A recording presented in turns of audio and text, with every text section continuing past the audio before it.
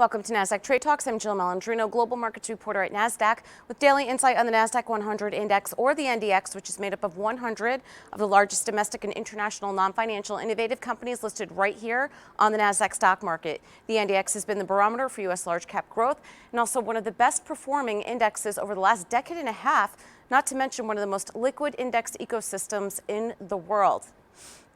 With just under 2 hours to go until U.S. stocks close, the Nasdaq 100 is trading sharply lower, along with the broader market, in another very volatile week of trade, following a trading halt this morning shortly after the open. If you take a look at that chart, you could just see how much volatility is there within an intraday.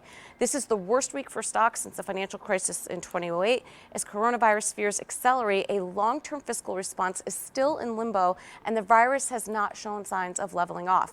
Markets need to see stability and strategy. That said, stocks pared some losses on the Fed coming in a massive way. The New York Fed is to conduct purchases across a range of maturities to support bond market, injecting $1.5 trillion over 3 months of liquidity over the life of the program. Stocks have traded back down, however, as investors are focused on getting a handle on the coronavirus and what does that mean in terms of how well liquidity is functioning.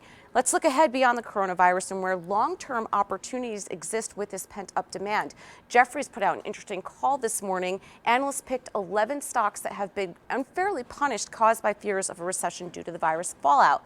Of the 11, 5 were Nasdaq 100 names, including Amazon, Activision, Microsoft, Texas Instruments, and Vertex. From the Nasdaq market site in New York, I'm Jill Malandrino, global markets reporter at Nasdaq.